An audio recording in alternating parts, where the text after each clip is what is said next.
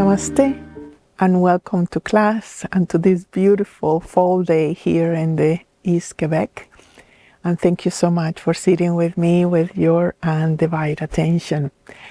In today's class, I want to talk about something that perhaps you have not considered to be part of your success and to the upgrading of yourself in these changes of shift on the earth. And this is about memory.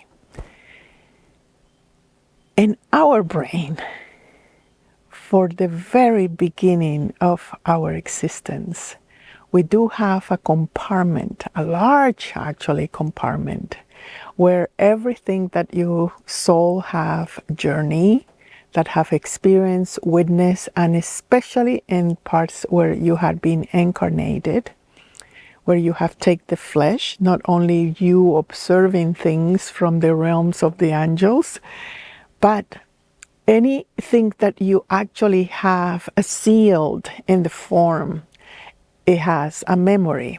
Now, this memory is not something related to the past as many of us think. And in here, I want to talk about the different types of memory so we understand better where we are going. Number one, you have your linear memory, right? The one that you say, I remember my childhood, I don't remember my childhood. I remember parts of our life, depending on how joyful it is or the impact that have done to you. In that linear time, you are functioning under a very specific way in relation to personality and to ego.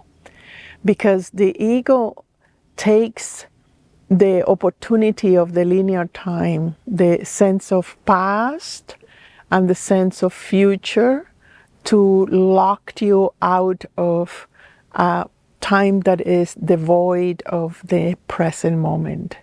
So when we're thinking only in the past, your mind is naturally reanimating events that had occurred to you, and those events just engrave more the sense of linear time or trauma or unpleasantness or just a kind of an illusion, because you create something out of memory, no actual part of something that is tangible. And when we do that kind of regression in the past, there are two things that happens. Number one, you regret things because you think, or the ego thinks, oh, you could have made it better. You could have that sense of perfection and not being seen as an imperfect being, not being seen that you are actually learning. And the other thing, the number two, is that every time that you go in the past, your cellular system, your biology, is referring to something that had existed. So it have to regress.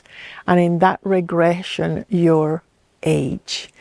When you think too much in the past and worry or regret, you age. That's why I recently made a video on select your conversations, because anything that you are moving into the past, you see in older people, they just talk about better times in the past and how awful the times now are and so on, right? The other aspect that the ego takes is the projection in the future.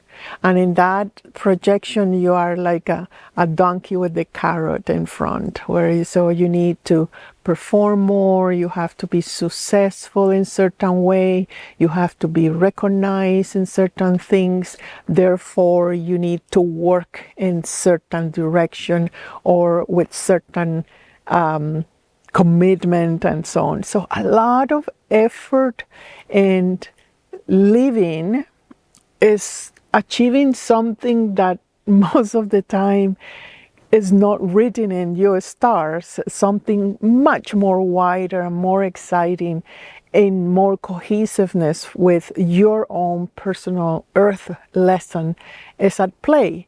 Not everybody is meant to be the great success of a director of a CEO or something extraordinary. Every single living thing has an extraordinary existence. But the ego don't see it that way, right? The ego wants you to work. The ego wants you to go into something that is, again, an illusion, a linear thing. But my point is that in both, in the past and in the future, you are creating a kind of a phantom memory, something that you need to pursue and something that you need to regret or worry.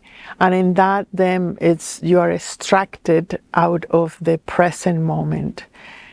The good news is that in this shift, the awakening of different faculties in humans are tangible, and one of them is memory. The memory that needs, if you find yourself being more forgetful about that linear time, and simple things like I forgot what I ate yesterday, or how was 3 months ago, or what did I feel in certain time. If the linear time is less concrete for you, you are opening the window, a gate, to remember something more of a wider scale, meaning you are knocking the door into your Akashic records.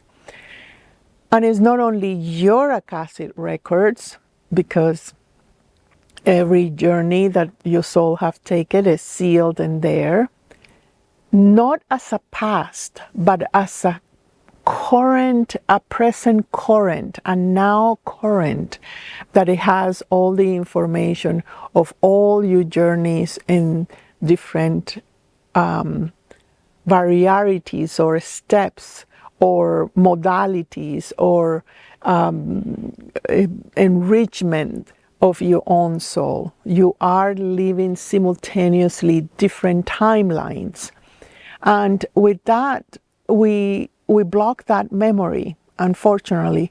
And sometimes certain individuals born with a window to a certain timeline and remember things, like remember times in other civilizations, you remember skills, especially in music and sound, which are the more subtle to cross.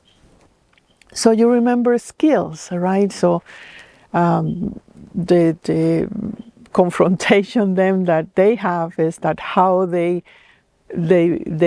manifest or prove that they know in a world that requires papers and things. So you need to prove that you know. Well, that kind of proving is not possible. It's just through the action and embodiment of that particular skills. So the other part of your memory is the collective memory of Earth.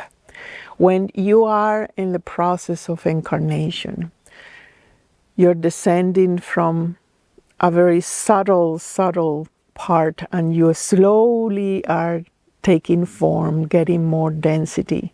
And through these passages, you are picking up every information that the planet has lived.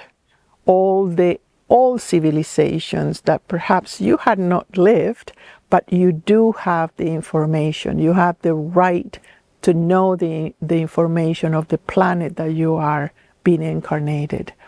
So in that acquiring of information, you have different civilizations. You have the civilizations that are the more near to us, which is Atlantis. You have older civilizations, the Moas civilization. You have other races. You have the Anunnakis. You have the reptilians. You have so many other races have passed through here, have the peak and vanish for different reasons. So you do have that information, and that in the new shift of the earth, when you gain more consciousness, when you are more in the present moment, where everything is condensed in there, you have more availability in your brain, in your nervous system, to remember, either by dreams or by food that you prefer or places you want to visit, and so on. So the memory is something that is an energy force that you need to know how to manage, because if you are insisting in speaking in something that is hurtful or blaming others or criticizing others or judging others as a way of conversing or trying to interact with others for you to locate yourself, which is a natural thing that we are accepting as a natural, is okay, I criticize this person, this is so bad, so I am right. So that exclusiveness that we do, it blocks the memory. It blocks your ability to remember things that are necessary right now to take a point of reference for knowing where we're going as a civilization. So in a way, it is like opening the book of photography in your album, on your family album, and say, oh, when I was a kid, I like this. When I was a kid, I play with that, and I prefer these things. Do I prefer this now? Or yes, I have developed this, and I have discerned, or I have not used these skills before. So remembering who you are is part of this passage. Remembering your skills that you had acquired through incarnations. Remembering that in every incarnation that is moving parallel to you right now is sacred, and it has meaning, and it has information.